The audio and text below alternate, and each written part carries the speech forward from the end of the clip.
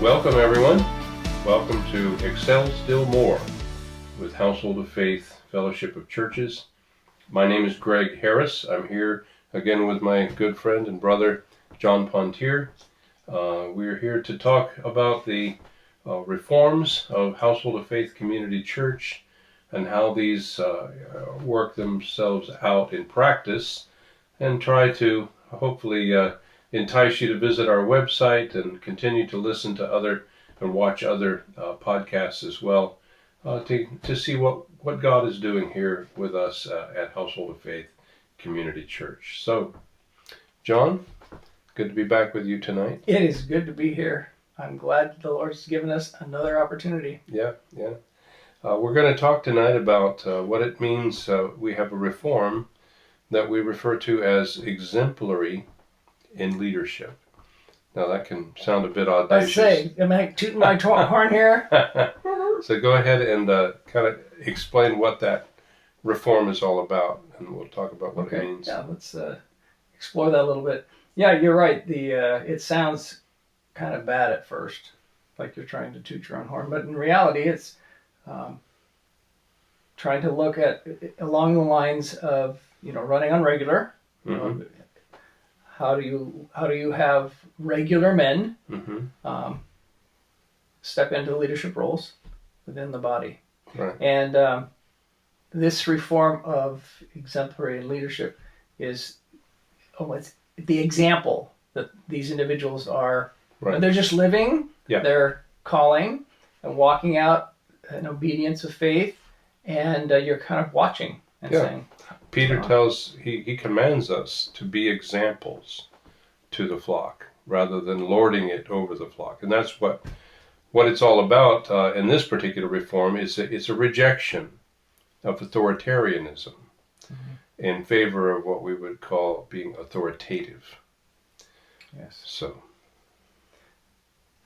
taking actions or trying to, we're in 1 Thessalonians, it happened to be right now in church, and we're just going to get next week into that statement where Paul is reminding and commending the Thessalonians on their trying to follow after Paul, Timothy, and Silas, and how they are a model for the Macedonians. And so that idea where our walk, how we're walking it out, it lends credence to our testimony for Christ and a desire on the part of each other to do likewise. Right. Well, there's a tendency over time in any organization or any institution, but especially within the church, so much of our church life is based upon the fact that we have been born again, that we have a new heart, we have a new spirit, we have the Holy Spirit. We're walking in this new covenant relationship with God now, and God intends for men within the church to just walk in relationship to their own wives and their own families, their children, their neighbors, their business interests, and just to be examples of sound doctrine in action in all of these ordinary ways. And when that is happening for a season, because it says you're not to put a novice into church leadership, then those men begin to stand out as somebody that you can look at their example and learn from it. And they don't have to pull rank on you to be an influence in your life. Those are the guys that you want to be able to interview and ask them to consider taking on the role of an elder or a deacon. And the reason that we give them these offices is not in order to make them suddenly be productive, but because they're already productive in their leadership, and we now want to protect them from going overboard and neglecting their own families and their own interests as in business and their careers. We want them to be given over to the work of the ministry, but not so much that they cease to be a good example to the flock. Right. We tend to use the internal term, they're either already deaconing or they're already elding. Yes. And we're just like officially recognizing those behaviors that they're already manifesting. But can you expand a little bit more on how the idea of actually labeling or identifying an individual as a deacon or as an elder is protection? Well, there are benefits from being in the office of an elder. For instance, if you're interacting with members of the church, sometimes members who've only been members very, very briefly, and who may have issues, emotional issues, even psychological issues, spiritual issues, you can easily get into a situation in which false accusations can begin to fly around, or rumors can begin to spread, because the people you're dealing with are not necessarily very, very stable or objective. They may read into something what was not actually there. And so Paul makes it a requirement that you're not to receive an accusation against an elder without 2 or more witnesses. That's a protection of the elder, not for him, not a cover for him to be able to do evil, but to protect him from the false accusations that come from people who don't like your counsel. You tell them you need to stop living with your girlfriend, and all of a sudden, they've got all kinds of, things to spread around the church. So and with deacons especially, a good deacon, a man with the heart of a deacon, is going to be out there fixing everybody else's roof but his own. Except his own. Yeah. And so you want to be able to help put some boundaries in that man's routine so that he is continuing to be an example to the flock as to how he loves his own wife and raises his own kids and makes his own livelihood and loves his own neighbors.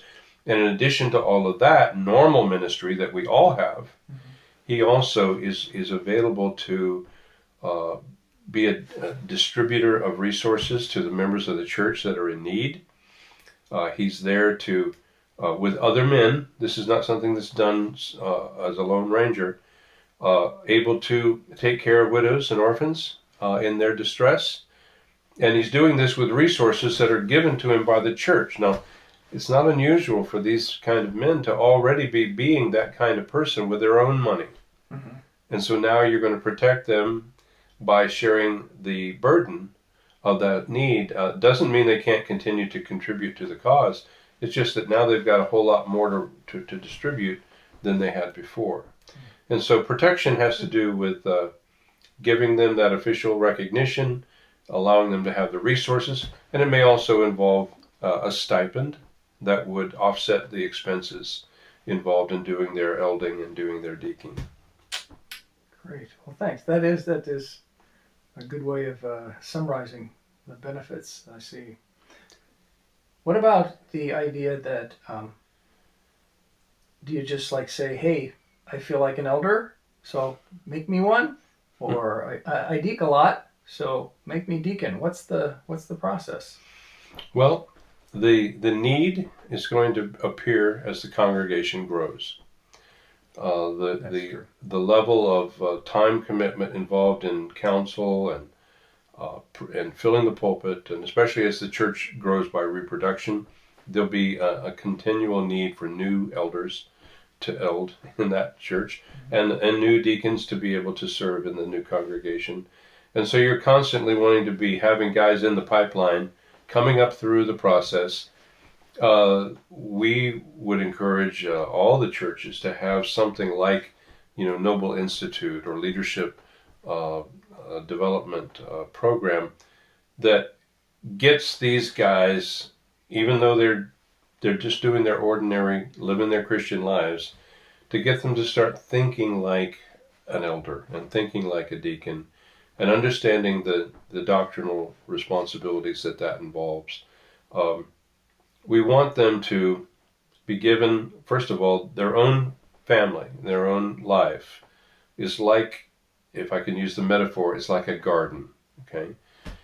And we want men who are able to produce good fruit within that garden.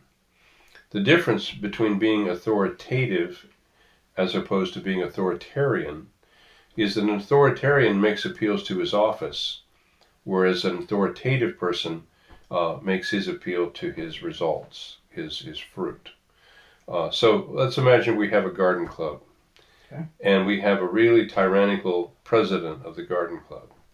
And he's saying, you must raise your tomatoes like this. You have to plant them in this way. You have to fertilize them in this way.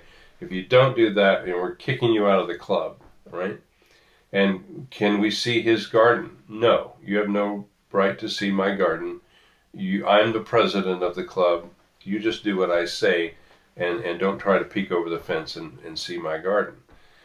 Now, the authoritative person is able to just simply have a good harvest, and people see it, and they say, wow, how did you get those tomatoes?